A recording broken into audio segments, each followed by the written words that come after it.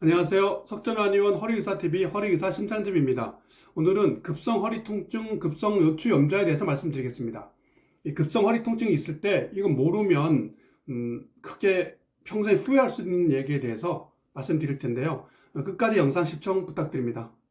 급성 허리통증은 대부분 과도한 노동이나 운동 없이 발생할 때가 많습니다. 기침을 하거나 양말을 신다가 바닥에 떨어진 물건을 줍다가도 뜨끔하면서 심한 통증이 발생하곤 하는데요. 이렇게 갑작스럽게 허리 통증이 발생하면 근육이 놀랬다, 인대가 늘어났다, 혹은 디스크 내부가 찢어졌다 이렇게 설명하는데, 정확한 원인은 엉덩이와 등 근육을 연결하는 흉뇨근막이 늘어나거나 찢어지면서 생긴 것입니다. 흉뇨근막은 이 교감신경이 다량 분포되어 있어서 과로나 스트레스로 교감신경이 항진되면 이 흉뇨근막이 강하게 수축해서 가동성이 떨어진 상태가 되는데요. 이때 허리를 굽히면서 이 과도하게 짧아진 근막이 늘어나거나 찢어지면서 급성 통증이 발생하는 것입니다. 그동안 무리도 특별히 안 했는데 왜 갑자기 허리 통증이 생겼는지 의아했을 텐데요. 흉뇨근막의 곽인장에 그 원인이 있었던 것입니다. 흉뇨근막의 곽인장은 곽인장 때문에 이 급성 허리 통증은 육체적인 과로뿐만 아니라 심한 정신적인 스트레스 상태일 때도 이 급성 통증이 나타날 수 있었던 것입니다. 급성 통증은 평소 자세와는 상관이 없고요. 디스크와는 더더욱 관련이 없습니다. 허리를 만져보면 통증을 유발하는 원인을 바로 만질 수 있고요. 그 원인 손상을 치료하면 통증이 즉시 사라지기 때문에 이 급성 통증의 원인을 디스크와 헷갈릴 이유가 없는 거죠.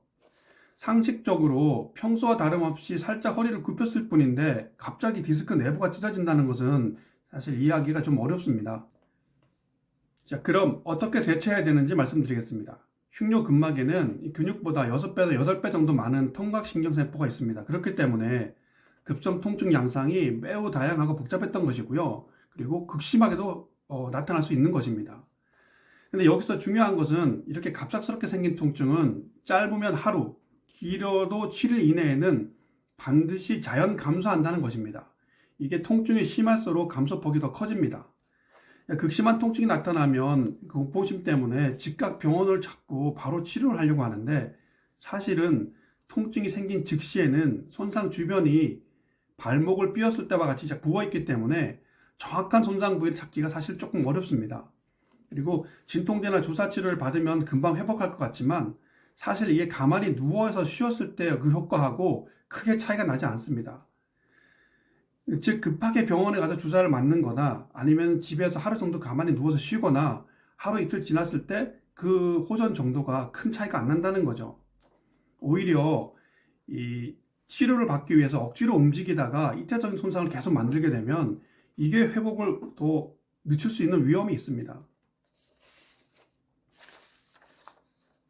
간혹 응급 MRI를 촬영한 후에 디스크 현황 협착을 진단받기도 하는데요. 문제는 이것이 다치는 순간 발생한 것인지 알 수가 없다는 겁니다.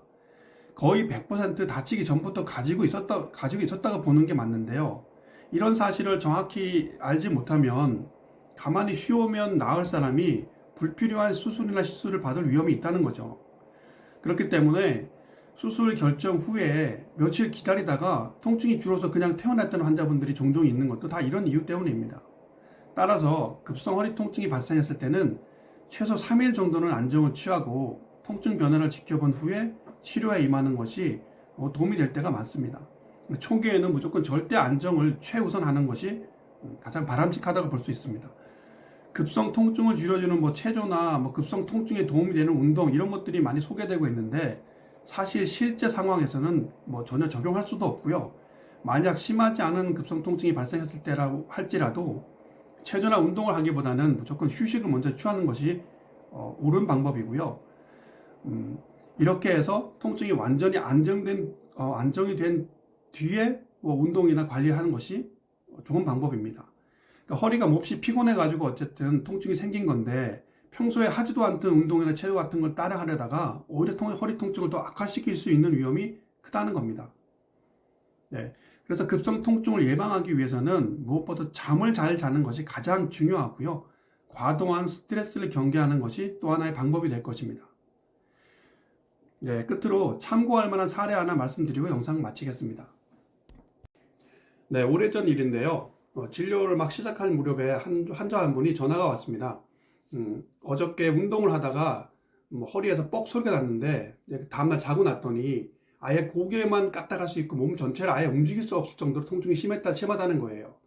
그래서 어떻게 해야 되냐고 이제 전화가 왔는데 집에서는 바로 응급실 가야 된다, 뭐 우왕좌왕 뭐 난리가 난 상태였어요. 그래서 제가 상황을 이렇게 얘기를 들어보고 그러면 하루만 쉬었다가 내일 한번 다시 연락을 달라고 말씀드렸어요. 그때 다음날 전화가 와서 이렇게 통화를 했더니 어떠시냐고 했더니 오늘은 지금은 일어나 앉을 수 있다는 거예요. 상체를 일으켜 가지고 혼자 일으켜서 앉을 수 있다는 겁니다. 그래서 그럼 제가 그러면은 이틀만 더 쉬고 다시 연락 달라고 했어요. 그래서 그분이 제 말을 듣고 이틀 쉬고 다시 연락을 했는데 어떠냐고 여쭤봤더니 지금은 방 안에서 이렇게 움직이고 걷고 하는데 무리가 없다는 거예요. 그래서 그 정도면은 내원해도 되겠다 싶었는데 마침 그때가 또 주말이어서 제가 주말 쉬고 월요일날 내원하라고 말씀드렸거든요.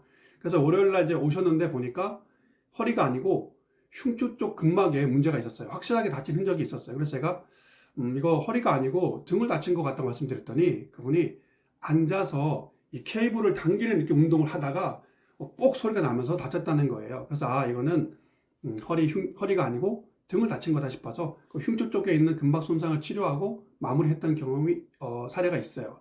그래서 이제 그 치료하고 후에 불편이 완전히 사라져서 지금 한 10년 가까이 지났는데도 보디빌딩 대회도 나가시고 지금까지 건강하게 잘 지내고 계세요. 이처럼 급성 허리 통증이 생겼을 때는 적어도 하루 이틀 정도는 절대 안정을 취하시고 통증 변화를 지켜본 후에 치료 방향을 결정하는 것이 도움이 됩니다. 방금 말씀드렸던 그분도 치료 끝나고 가시면서 하는 말씀이 그때 응급실 갔다면 아마 바로 수술했을 거라고 말씀하세요. 그러니까 이렇게 쉽게 해결할 수 있는 문제인데 만약 수술했다면 아마 평생 후회할 만한 일이 되지 않았을까 싶습니다. 네, 급성 허리 통증은 표면에 민감한 부분이 찢어지면서 생긴 현상이고요. 그리고 이게 분명히 자연 회복되는 부분이 있다는 점을 꼭 기억하셨다가 혹시라도 갑자기 허리 통증이 생겼거나 했을 때 참고하신다면 아마 많은 도움이 되실 거라고 믿습니다. 네, 영상 봐주셔서 감사드립니다. 감사합니다.